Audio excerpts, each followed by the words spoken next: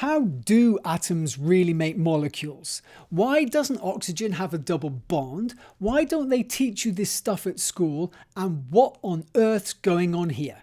Keep watching to find out. Before we start, this video is just an introduction to molecular orbital theory, but it is still going to be more full-on than my other videos, so buckle up. And for those of you that want a more detailed academic introduction to molecular orbital theory in chemistry, I'll tell you about a great resource at the end of the video. Okay, ready? Let's go. At school, our first explanation of how atoms make molecules comes from Lewis diagrams and the octet rule. Very simply, atoms can overlap their circles and fill their principal valence quantum shells by sharing electrons. This works really well, and you can understand a lot of chemistry with just this simple model. In fact, organic structure diagrams are just simplified Lewis diagrams. This idea of pairs of atoms sharing electrons is known as valence bond theory. More advanced courses introduce you to the concept of three-dimensional atomic orbitals. I've made a video about that, and I really recommend checking that one out if you're not already confident about atomic orbitals. Now, these atomic orbitals can combine with each other to make the shapes and geometries we need to explain the shapes of molecules we see, and they are called hybridized orbitals. Now, these hybridized orbitals can overlap with orbitals from another atom to give a space of high electron density between the nuclei, and that's our chemical bond. Importantly, these overlaps only occur between adjacent atoms, and we consider bonds to only occur between pairs of atoms at a time. That's great, but there are many things it doesn't explain. As a student, I could never understand, for example, why some atoms break the octet rule and others don't. And it's not very good for making predictions, for example with aromaticity. And sometimes it's just plain wrong. For example, the bonding in oxygen gas. So what's a better explanation? Well, it's something called molecular orbital theory. This is a different explanation for how atoms make molecules. There certainly is some overlap with valence bond theory, but thinking of it as a different and complementary theory makes everything a lot easier to follow. So, what is the big difference?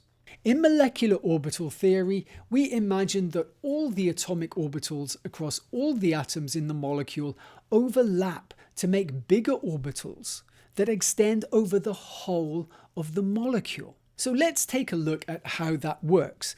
And of course, we are going to start with hydrogen gas because it's the simplest molecule. In H2, the valence bond model is simple. The atoms overlap their 1s orbitals, share their electrons, forming a single bond. Whoopee! Now, molecular orbital theory gives us a similar picture, but with slightly different consequences. We can imagine the orbitals are three-dimensional oscillations. Oscillations of what? Well, probability density, but let's just stick to calling it an oscillation for now. But where the orbital is oscillating the most is where we are most likely to find our electrons. Now, oscillations in quantum mechanics are nothing that we can visualize in our real world. So I'm going to make some analogies that, in a simple wave, phase just means is it pointing up or is it pointing down? So now let's say that our two orbitals are either oscillating in phase and interfering constructively, or out of phase and interfering destructively. Anything in between is not a standing wave. So this gives us two possibilities for making our combined molecular orbitals. When they're in phase, the resulting molecular orbital extends over the whole of the molecule. We call this orbital a bonding orbital because it holds the atoms together. Now remember, an orbital is not a container of any kind. A cloud is a better way to imagine it, and this hard surface just represents a certain value of probability of finding an electron. So if I want to change that Probability, I can just move the slider to the left or to the right, and it just makes the shell grow bigger or smaller. And we can make an analogy of that bonding orbital with this oscillating band. Where the band oscillates the most is where we find the greatest electron density. Okay, so that's not so different to our normal valence bond theory so far. But now look what happens when the two atomic orbitals have opposite phases. Now they cancel each other out where they overlap, and we end up with more electron density outside the two nuclei. What this does is pull the nuclei apart, and it makes an antibonding orbital that breaks up the molecule. It's literally the opposite of a chemical bond. That's something that we absolutely don't have in valence bond theory. Now, it looks like we have two orbitals, but we don't. They are two lobes of the same orbital, but they have different phases.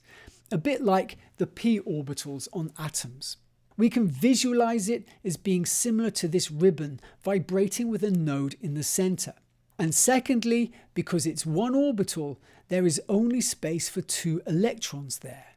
And thirdly, remember that although this picture shows a solid shape, the orbital is better thought of as a cloud. We can find electrons crossing the gap in the middle, but we're much more likely to find them somewhere inside the solid shape. So let's take a closer look and see how it all works. Firstly, we started with two atomic orbitals, and they overlap to give us two molecular orbitals. That's a fundamental rule in molecular orbital theory. However many atomic orbitals we start with is the number of molecular orbitals we finish with. Knowing that at the start makes everything so much simpler later. It also removes one of the big problems with valence bond theory, expanded octets and expanded 18 electron dets. With molecular orbital theory, we don't need to find ways to explain how certain atoms get too many electrons. Instead, we can see that all of the atoms bring along more than enough orbitals for the electrons that they have. Next up, a crucial aspect of orbitals is how much potential energy electrons have when they occupy them. Potential energy comes from pulling apart things that are attracted to each other or by pushing together things that repel each other. So, our electrons will have less potential energy the closer they get to positive charges. Since the two electrons sitting in the bonding orbital are close to two nuclei at the same time, they will have less potential energy than electrons sitting in the antibonding orbital, where they're only close to one nucleus at a time and further away from it anyway. Now remember that systems with less potential energy are more stable because they have less energy to do things like break apart. That's one half of what stability is. Furthermore, the antibonding orbital has a node in the middle, a space with little to no electron density. Having more nodes for a given size is often associated with higher potential energies. For now, we'll just say that those nodes give orbitals a shape that keeps electrons further from the nucleus. So we put all this together and see that bonding orbitals have electrons with less potential energy than when they are in separate atoms, and much less than when they are in the antibonding orbital.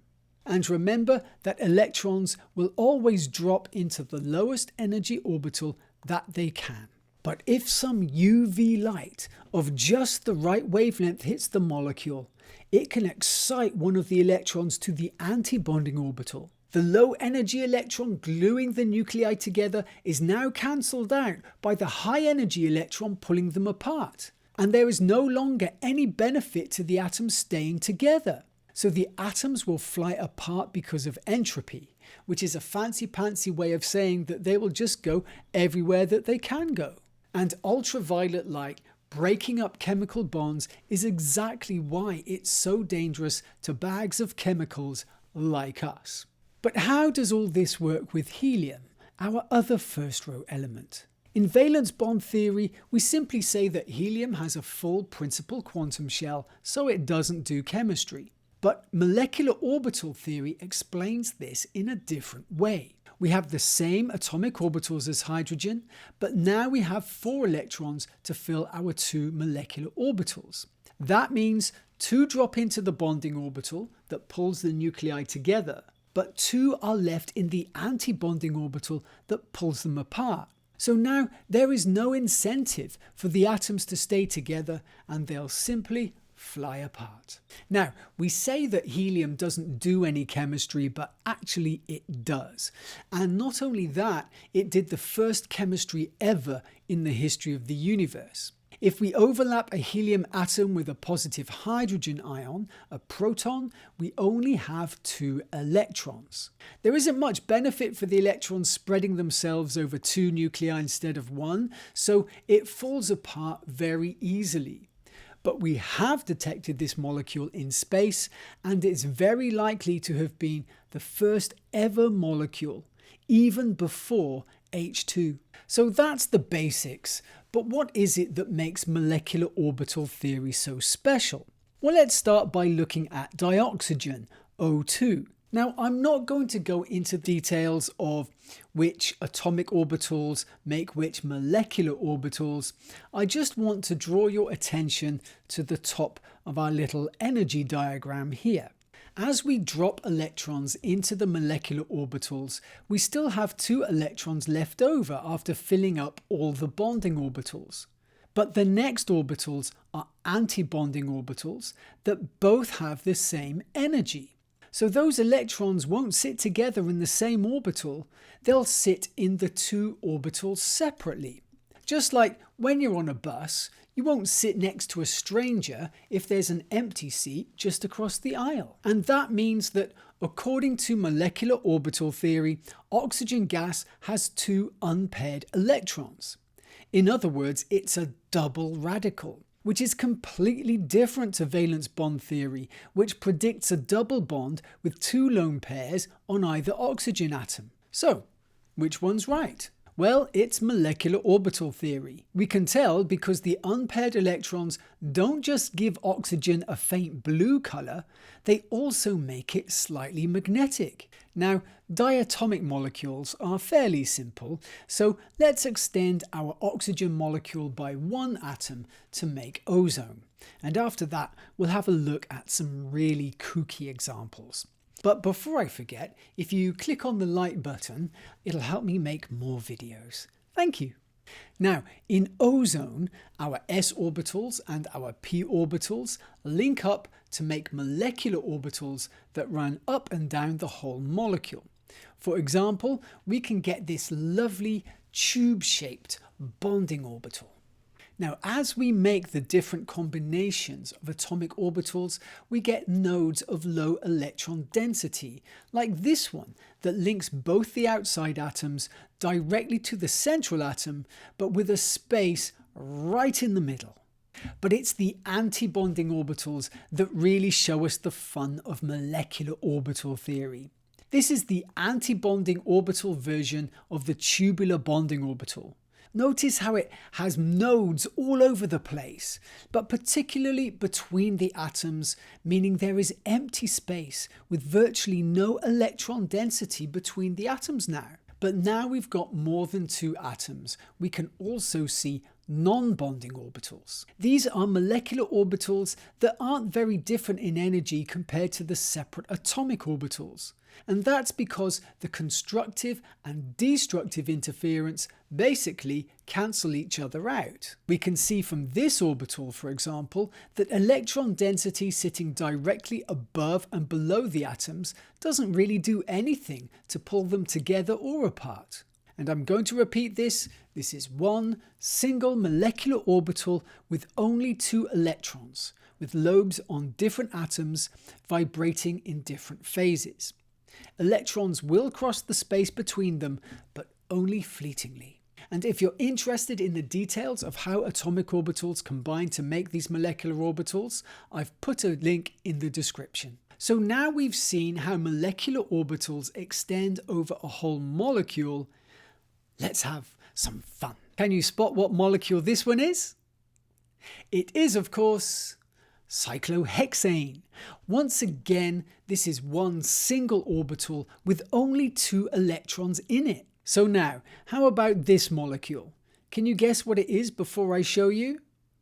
That's right, it's benzene. Now, benzene is directly related to cyclohexane. It's just lost 6 of the hydrogens. And sure, in valence bond theory, that means it should be like hexane, but with some double bonds. But it's not a bit different. It's completely different. It's far more stable than it should be, it doesn't do double bond chemistry, and all the bonds are the same length instead of having different lengths for single and double bonds. Not to mention the weird stuff it does when we analyse it with spectroscopy. This is a phenomenon called aromaticity, and it's actually much more complicated than the textbooks tell us, so let me know in the comments if you want a dedicated video. But for now, valence bond theory doesn't do a great job of explaining why benzene is aromatic, while cyclooctatetraene isn't. But in molecular orbital theory, we can see that benzene and other aromatic molecules have all their electrons in bonding orbitals, while related non-aromatic molecules are also populating the antibonding orbitals. The symmetry of benzene makes it a great molecule for visualizing how molecular orbitals work. As before, this is not literally what's happening, but it helps us understand the importance of symmetry and what the phases mean. If we look at this bonding orbital, we can represent it as one big red balloon or lobe stretching right across the molecule. Well, that balloon represents a single standing wave doing something like this. If we look at this bonding orbital, however, we get balloons between all the carbon atoms. In other words, it's holding the carbon skeleton together. But the lobes all have alternating red and blue colours. Those colours are saying that 3 of the lobes have one phase and the other 3 have the opposite phase. What does that mean? Well, it's something like this. Knowing about this symmetry right at the start means that we can combine it with the rule of atomic orbitals making the same number of molecular orbitals to really narrow down the possibilities when we're trying to calculate what molecular orbitals could be made. Now, I should say here that theoretical chemists don't actually care about the shapes of these orbitals. They're only interested in numbers, like what the energy differences are or the number of unpaired electrons. Which is a shame because they miss out on treats like this non-bonding orbital for benzene. What a beauty! Chemists designing molecules, however, are more interested. But even then, they're mostly interested in the combined effect of all the orbitals. In other words, where are the areas of high or low electron density? Where are or aren't electrical charges going to show up on a molecule? The one-time designers do care about the shapes of orbitals are for what we call the frontier orbitals, which is where most of the chemistry is going to happen. Electrons with the highest potential energy are the least stable ones. Things fall off the top of a pile, right?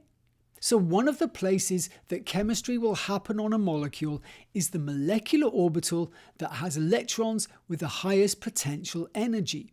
And this orbital is called the highest occupied molecular orbital, or HOMO for short. Now, electrons usually move into empty orbitals, so we're also interested in the empty orbitals of a molecule with the lowest potential energy, because that's the easiest one for electrons to get into. And this orbital is called the lowest unoccupied molecular orbital, or LUMO for short.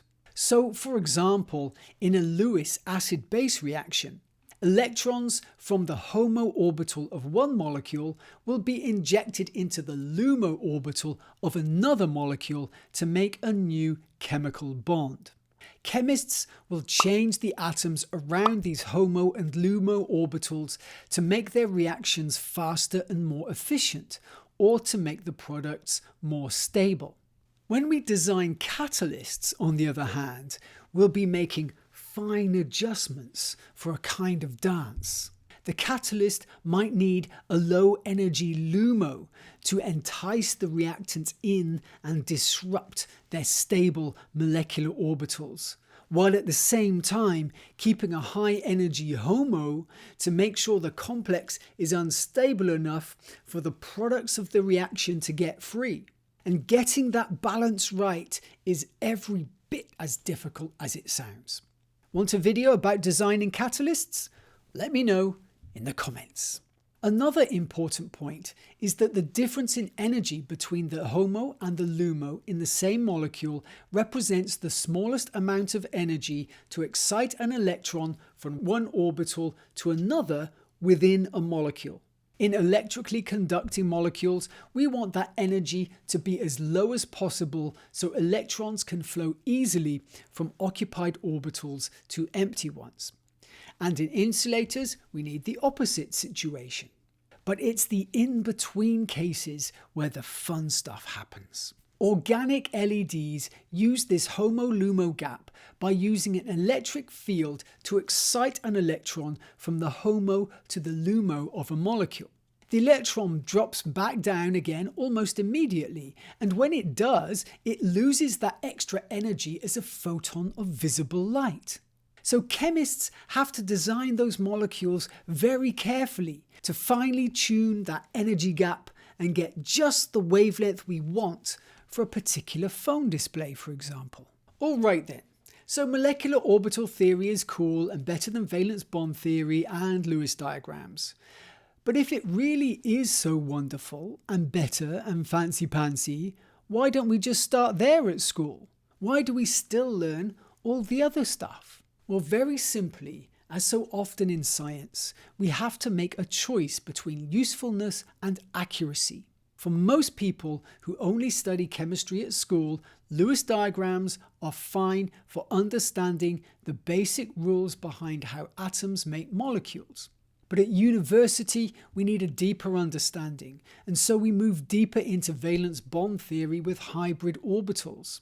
It's more complex, but you can still do it in your head. And yes, molecular orbital theory is much more accurate, it makes better predictions, and explains more phenomena than valence bond theory. But for anything more complicated than small molecules, you need a computer to calculate the properties properly. Using valence bond theory, I could have talked about all of these molecules using only a whiteboard. But most importantly, valence bond theory allows us to use our qualitative brain, our visual imagination, and that's important because so much of chemistry is an imaginary visual science. So theoretical chemists typically work in tandem with synthetic chemists to get the best synergy of the two ways of thinking. So the different approaches to molecular theory each have their own advantages and disadvantages. And so in practice, we use the best tool for the job. That said, valence bond theory is making a comeback in the theoretical world too. There are some things it explains better than molecular orbital theory, but that discussion is for another day. Now, at the beginning of the video, I promised a resource for an academic course on molecular orbital theory, so I've put a link in the description to a great YouTube channel called Chad's Prep. His lessons are great, so check it out if you want to dig deeper, and why not tell him I sent you? So what do you think? Have you heard of molecular orbital theory before? Were you ever confused about it? Would you like to see how it's used in practice? Let me know in the comments. But why not hang around for the bonus extras? I showed you the vibrating ribbon as an illustration of how phases work in hydrogen, but there's a more accurate image if we use a two-dimensional sheet and imagine that it extends to the end of the universe.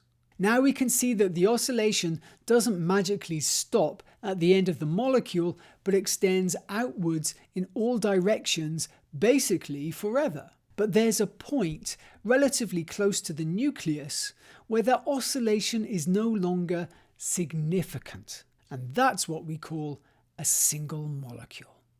The next and probably most important point is that when we get down to the size of atoms, and especially electrons, it simply isn't possible to imagine them clearly. We can call them particles or call them waves, but they're not truly like either of those things. So we need to make models using our qualitative imagination or mathematics, and those models will always be flawed in some respect. So what we have to do is to choose a model that works best for our purpose.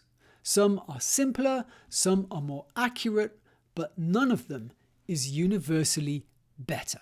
In chemistry, we usually talk about electrons and orbitals as being separate things, but that's not really true.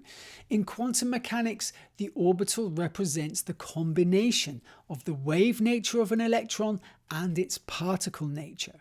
And no one can really explain what that means in qualitative terms. So electrons as particles sitting in oscillating spaces called orbitals is simply the most useful model for chemistry. But if you have a good way of explaining molecular orbitals, I'd love to see it in the comments. See you next time.